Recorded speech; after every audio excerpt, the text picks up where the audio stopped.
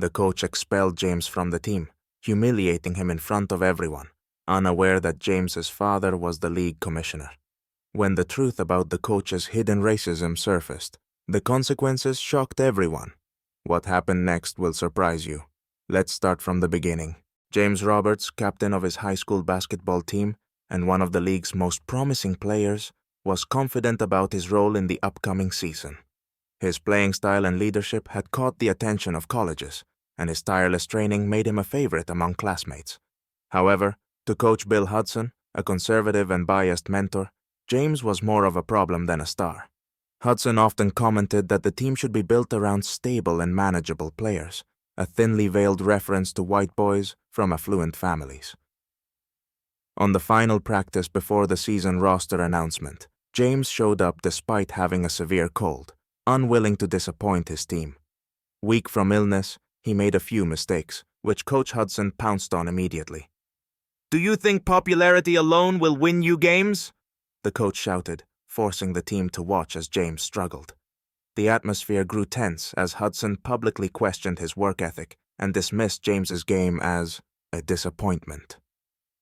After practice, Hudson called James into his office. "I need players who understand discipline, not ones who think they're above the team. You're no longer part of this roster," the coach declared. Stunned, James sat in silence. He had given everything to the team, only to find himself cast aside with no chance to defend himself. Hudson ended the conversation coldly.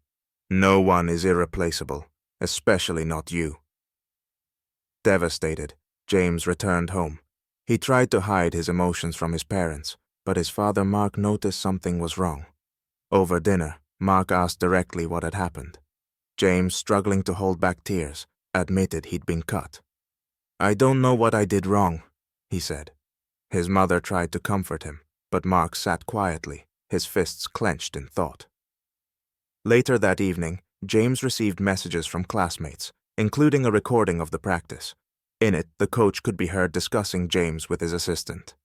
"He doesn't fit our team. This place is for disciplined players, not those who think they're too important." The words carried an unmistakable bias. Mark, who was not just James's father, but the league commissioner, watched the recording late into the night. Resolute, he decided to act but kept his intentions secret, waiting for the perfect moment to strike. The next day at school, James noticed his teammates avoiding him. Conversations would stop as he approached. One of his friends, Trevor, whispered, "I'm sorry, James, but you know how Hudson is with anyone who crosses him.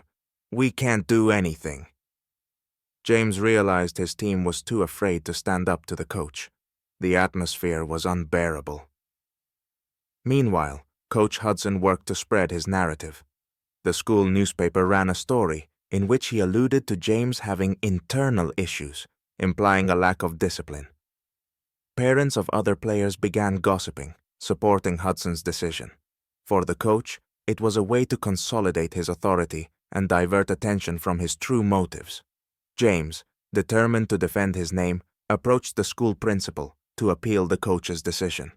However, the principal shrugged it off. "The team is the coach's responsibility. I can't interfere." Feeling defeated, James posted the recording from practice on social media, exposing Hudson's biased comments. The post gained traction but also sparked backlash from the coach's supporters, accusing James of creating unnecessary drama. Meanwhile, Mark quietly gathered stories from other parents whose children had suffered under Hudson's leadership. One parent revealed that the coach had made racist remarks in private conversations. Mark realized this wasn't an isolated incident, but a pattern of behavior. At the same time, James found support from his community. His friends organized a scrimmage to showcase his talent and resilience. The match attracted a small crowd, and a video of James's exceptional performance went viral. Under the hashtag #JusticeForJames, thousands of posts began flooding social media. Hudson, sensing the growing attention, called a meeting with the team's parents. "This situation is getting out of hand. We need to protect our reputation," he declared. He continued to insist that James was removed for disciplinary issues, but offered no evidence.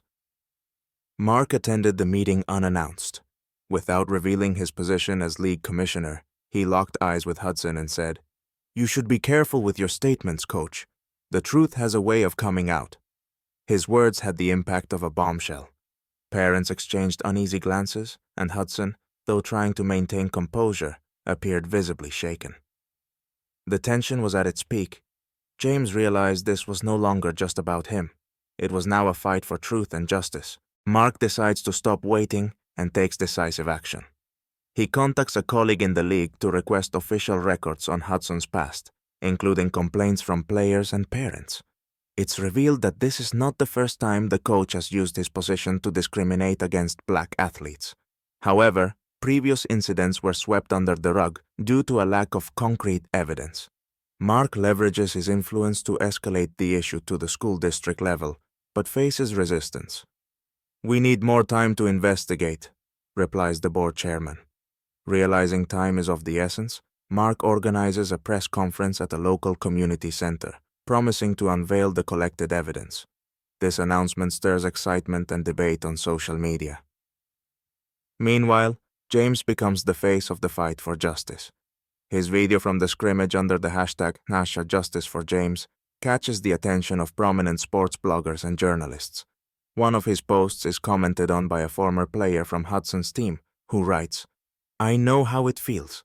Hudson kicked me off the team because I refused to follow his unfair rules." This sparks a chain reaction as dozens of other former players begin sharing similar stories. The breakthrough comes when one of Hudson's former assistants anonymously sends Mark a video recording. In it, Hudson discusses the team lineup using blatantly racist rhetoric. "Our team needs to be strong and fit our image. No room for special players." Mark immediately posts the video online, and it goes viral. The situation spirals out of Hudson's control. Parents who once supported him now demand explanations. The school administration scrambles to convene an emergency meeting to address the fallout. Hudson, realizing his position is in jeopardy, issues a statement claiming that his words were taken out of context and do not reflect his true intentions. However, the damage is already done. No one believes him anymore. As the public outcry grows, James is invited to speak at a city rally against discrimination in sports. At the event, he shares his story with raw emotion. "They tried to silence me, but this isn't just about basketball. It's about making sure everyone has an equal chance, no matter who they are." His speech receives thunderous applause, spreading his message across the country. The school announces that Hudson has been placed on temporary suspension, but Mark knows this isn't enough. He prepares for a final move to ensure true accountability. The release of Hudson's racist remarks ignites a storm of outrage. Parents who previously backed the coach now demand his dismissal. The school administration convenes a public meeting to address the controversy. Attendees include not only parents and students, but also journalists, activists, and members of the community. At the meeting, Hudson attempts to defend himself. He insists that his words were taken out of context and accuses Mark and James of orchestrating a personal vendetta. However, Mark stands up with the poise of a league commissioner and presents additional evidence. He shares letters and complaints from former players and parents, corroborating the coach's discriminatory behavior. Witness statements further strengthen the case. Mark concludes, "This man not only violates the principles of sportsmanship, but undermines our youth's trust in the system." After hours of heated discussion, the school announces Hudson's immediate dismissal. The room erupts in applause. Many parents approach James to apologize for their earlier indifference. Meanwhile, social media continues to rally behind the Roberts family, turning their story into a national symbol of resistance against injustice. The next day, James returns to the gym, where the team is holding its first practice with an interim coach. His former teammates approach him with apologies and an invitation to rejoin the team. But James has made up his mind. "I'll keep playing," he says, "but not here. My future is beyond these walls," hinting at his plans to pursue a college basketball career. His decision becomes a powerful symbol of his growth and determination. Meanwhile, Mark receives a call from the president of the sports league, thanking him for exposing the truth and announcing plans to re-evaluate the process for hiring coaches. The league invites Mark to chair a new ethics commission. The final scene unfolds at a community festival, where James is honored with an award for courage and resilience. Standing on stage, he addresses the crowd. This story isn't just about me. It's about all of us. About refusing to stay silent in the face of injustice. In the audience, he spots Mark and his mother, smiling proudly. The story concludes with James launching a campaign advocating for equal opportunities in school sports. His voice echoes far beyond the confines of his small town, inspiring others to stand up for fairness and equality.